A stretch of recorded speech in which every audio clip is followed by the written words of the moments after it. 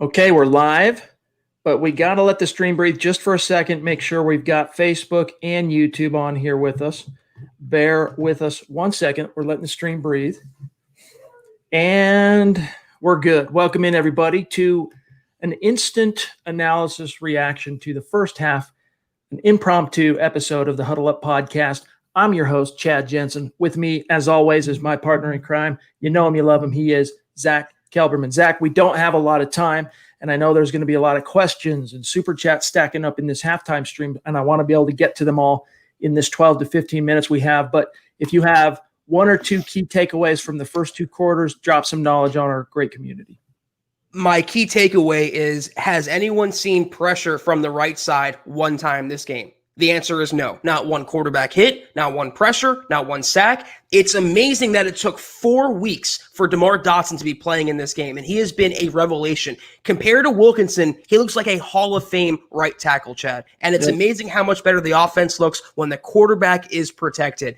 A couple other takeaways real quick. Rypien looks pretty good. The offense is the play calling is a little more consistent today. I like how Shermer is opening things up deep. Broncos caught a break with the Judy touchdown, and they responded fairly well after, I would say that was the worst defensive performance I have ever seen in any game, Chad. That Darnold touchdown, you wouldn't even see in Pee-wee. That is lose your job bad. And Justin Simmons, again, for another game in a row, he's having a terrible season. So it started off historically bad, but it's gotten incrementally better. That was so ugly. I honestly was expecting Fangio to roll out a different safety on that next series, just to because it was Jackson as well. Excuse me, Kareem Jackson kind of melded in as well on that. Ole. I was like, dude, Fangio's got to make an example somehow, but of course he didn't. But one change that they did make to the defensive backfield, Zach, that you and I were just talking about right before we went live, is they finally put in Devontae Bosby.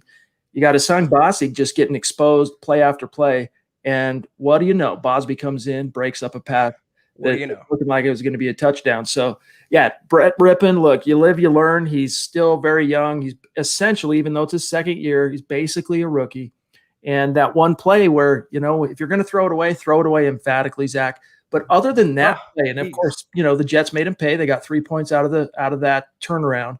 But other than that, I have been nothing but impressed, man, with Brett Rypien up to this point. He's proven to the Broncos front office that he can be that long-term viable backup if he can sustain this level of play. I mean, Zach, we're talking about at the half, Brett Rypien's 9 for 11, and one of those two incompletions was the interception. So it's unbelievable. Real quick, Zach, Tom El Greco jumping in on Super Chat. Appreciate you, Tom. Thank you, Tom. Josie Jewell in coverage, a lot better tonight. I haven't paid too close attention to Jewell, Zach, in terms of him jumping out to me, but I haven't noticed any big exposures from him. So I'll take that as silver lining. Yeah, if we don't hear his name tonight, that's a good sign, like an offensive lineman. I did see toward the end of the first half, he was running with a running back. He looks okay. He's never going to be a sideline guy like an Isaiah Simmons, but you can get by with him when you're facing a team like the Jets, Chad. What a disgrace to the NFL this team is. Undisciplined, poor talent, poor coaching, poor play calling. If any Broncos fan thinks their life is awful right now, imagine being a Jets fan. It's 10 times worse. Well said, my friend. Dion on Facebook says they were cutting Chubb at the legs in the past few plays.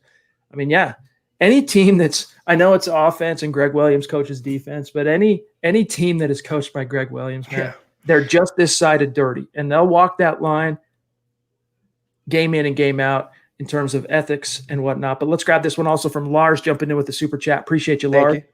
I absolutely love DeMar Dotson so far, but I want to see more Bosby instead of Bassey out there. Looks like the Jets are starting to pick on Bassey.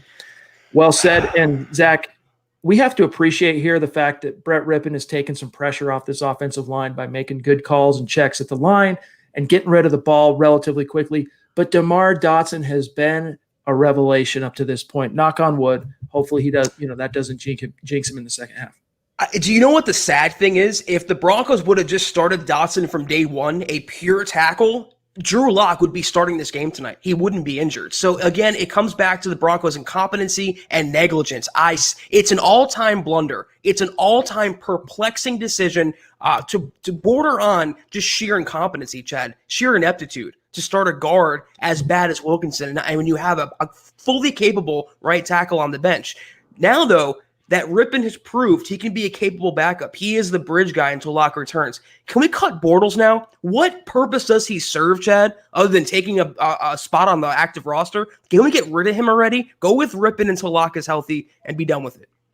Salamander on Twitch says, good energy so far, MHH fam.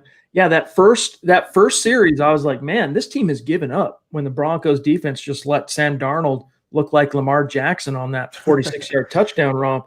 I was like, man, this team really has thrown in the towel. I guess the wheels have fallen off this bus, but they bounced back with authority. And a big reason for that, Zach, a lot of credit should go to Brett Rypien for the confidence and competency he's provided this team up to this point. Corey on Facebook says, hey, I'm loving the blitzes from Denver. Do you think we should keep a spy on Darnold? Sounds weird, I know. Yeah, I mean, you just have to be aware of that as your rushers. A spy, I don't think so. At this point, he's just not dangerous enough. I know that sounds ridiculous after he rushed 46 yards for a touchdown, but let's face it, Zach, how many, 3 missed tackles minimum, plus a horrible, egregious angle and lack of effort from Kareem Jackson. That's what's so maddening is that Sam Darnold is not a scrambling quarterback. He's not Lamar Jackson. He's not Josh Allen. He's a pocket passer for the most part, and he broke 2 or 3 tackles rumbling like he's Barry Sanders to the end zone. The lack of the arm tackling, Chad, at least on that series, comes down to coaching and preparation. It seemed like the Broncos didn't have any energy. They didn't want to play in this game tonight. They have turned it around to their credit, and it's all starting on offense. It's amazing what happens when you can put some points on the board and give your defense a lead. It's a crazy concept, huh? It really is. Chris Hernandez, 24-year veteran of the Air Force, jumping in. How many sacks are they going to miss the rest of the game? Yeah, really. I was going to say, you don't need a spy on Darnold. Just wrap him up. I mean, Malik Reed's gotten there. Bradley Chubb's gotten there. Shelby Harris has gotten there. A.J. Johnson's gotten there. Just bring him to the ground. He's slippery, but he can be sacked. Parker on Twitter, what has to happen to get Nick Van Nett off the field? It's a joke. Yeah, this dude has been a colossal waste of a roster spot up to this point. $2.5 million guaranteed this year. Not well spent, Zach. We try to tell everyone when they made that signing, it was no need, and he's actually making the Broncos worse by being on the field. He needs to be cut and left in New Jersey. He doesn't even deserve to get on the plane home tonight, Chad. He's that bad. There's a reason the Broncos didn't dress him last week, and that's because he's not indispensable. I guess he's dispensable, right? That would be the word. Larry Vaughn jumping in. Appreciate you, dog. He said the O-line looks so much better without Wilkinson, and I would agree with that. Bull's looking good. But the 2 guards, I expected the 2 guards to be the shining studs on the starting 5.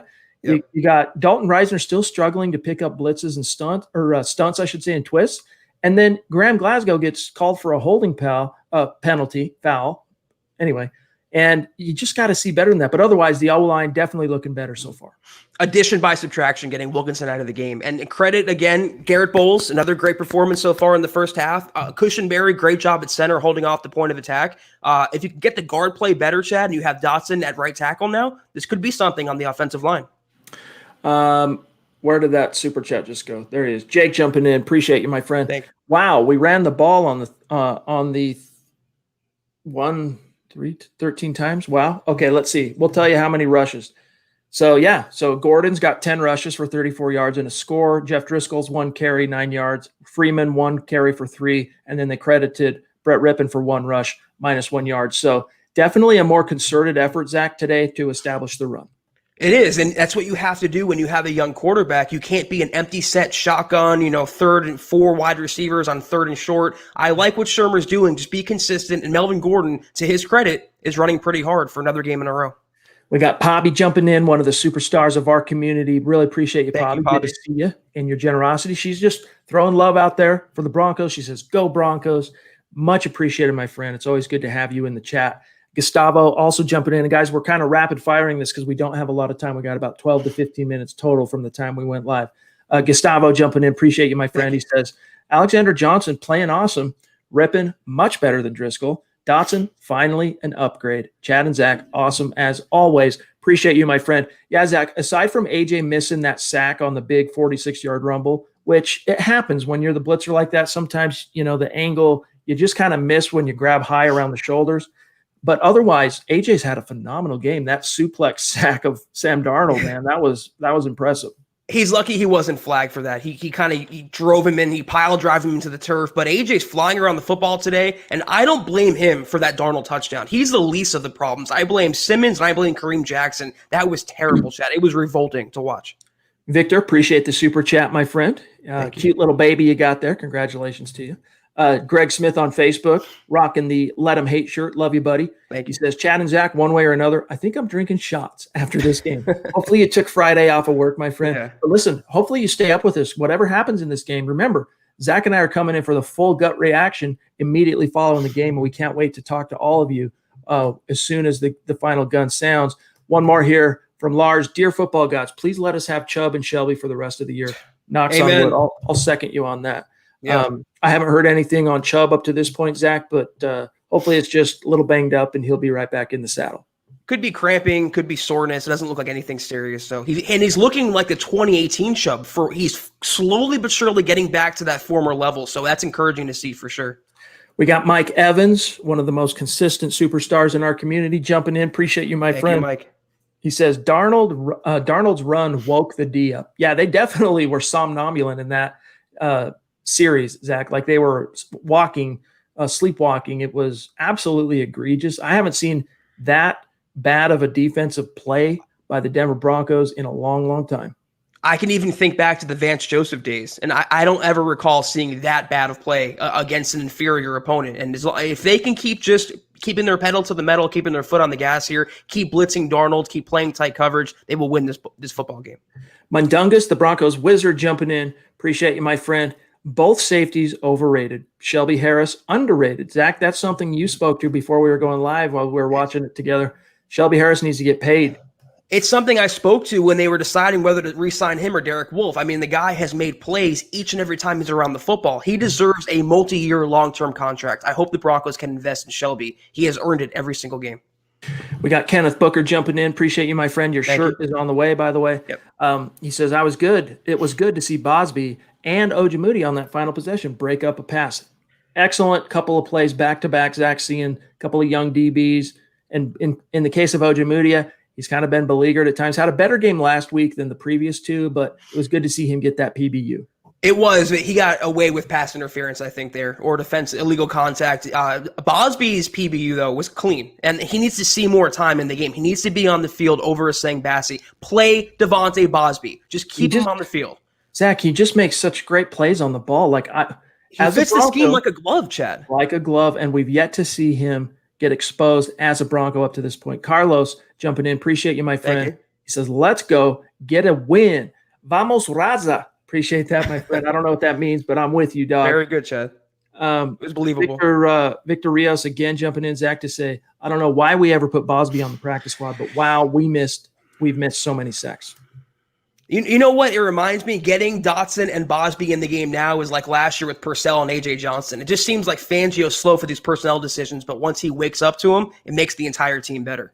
Great point here by Jamal on Facebook. Bowles wants to get paid. That's why he's playing well. Absolutely, and that's one of the factors you have to keep in mind in terms of if you're the front office here. We'll get into this more after the game here, but is it fool's gold? Is he playing well in a contract year, or is this something we can project forward and count on? I don't know about that. We never know with Garrett Bowles, but through 4 games now, it's looking like this is the new Garrett Bowles. It seemed like he shook the old habits, no personal fouls, no holding, and if he can just be above average, he will get paid by the Broncos, I believe. Christy pointing out that Cushenberry definitely has bounced back. And we got Larry jumping in. Bosby needs to stay on the main roster. Yes, he does. And he is, for what it's worth, he is on the 53 right now. And hopefully he stays that on the active roster, as you said, Larry. Christy, the queen of MHH, jumping in, showing some generosity and some positivity. Much love to you, my friend. She says, the right side, guys. Yay. Yeah, they're up right now 17-13. If you missed the first half, your Denver Broncos are on the road. They're leading. They allowed the Jets, for the first time this year, the Jets got a lead in a game. And it was, of course, going to come against the Denver Broncos, but they battled back, and you got to give them credit. Thank you, Marcus. Mr. Boggins, we haven't even talked about this. Jerry Jeudy goes up on not a great throw by Rypien. I'm glad that he threw it up there because there was no safety help over the top. He gave his guy a chance, and Judy maximized that chance. Moss Pierre Desser got his first touchdown as a Bronco. Great play. Now imagine a healthy Sutton and Judy together for a full 16 games. It's just so unfortunate, Chad. It's so unfortunate, but at the same time, it's encouraging. The future is bright if some of these pieces continue to come together. And again, Rypien, and thank you, Miguel, for the super chat. He says, probably, I don't know what you meant to say, but appreciate you, my dog, and the support. Mundungus again jumping in. Love you, buddy. He says, right side, strong side. Right side, strong side. Yeah, dude. I mean, the right side of the line up to this point has, at least with Dotson playing there at right tackle, it's not a sieve anymore. We need Graham Glasgow, though, to stop with these penalties, these little faux pas, man. The guards just not pulling their weight. I would say Dotson instantly became the second best Broncos lineman behind Garrett Bowles. So the edges are okay. If they can just, like you say, get the interior figured out, they can have something along the front five. All right, how are we looking on the game? Is it back on? I've got my door closed. First play of the third right now. Okay, guys, we're going to bounce out. But first, we got to say thank you to Terry. Love you, my friend. Thank you. Exemplifying the hashtag state of being. He says, just for number 10, missing him. Just for number 10. Just for Judy? Missing him? I don't know. Zach, Manuel Sanders? I don't know. I don't know. But either way, Terry, make sure, hopefully, look, I know tomorrow's a work day for a lot of our community. Obviously, tomorrow's a Friday. But if you can, stick with us because Zach and I, we got to jump off for now. But we're going to be back on with the gut reaction immediately following the game. So, Terry, hope to see you there. Hope to see all of you guys. In the meantime, I'm putting this in the chat stream. Make sure, guys, that you come join us. We're breaking down the game live in the open thread at milehighhuddle.com. I'm putting the link in the chat stream. Come join us, sound off, share your Broncos takes and observations, and then we'll all break it down again together in the gut reaction. So, Zach, we'll see what happens in the second half, bro. Yeah, you know what? I want to point out also, we actually really did see the Broncos face Joe Flacco in a real NFL game. I was like, I know. Wow. I know. Crazy times.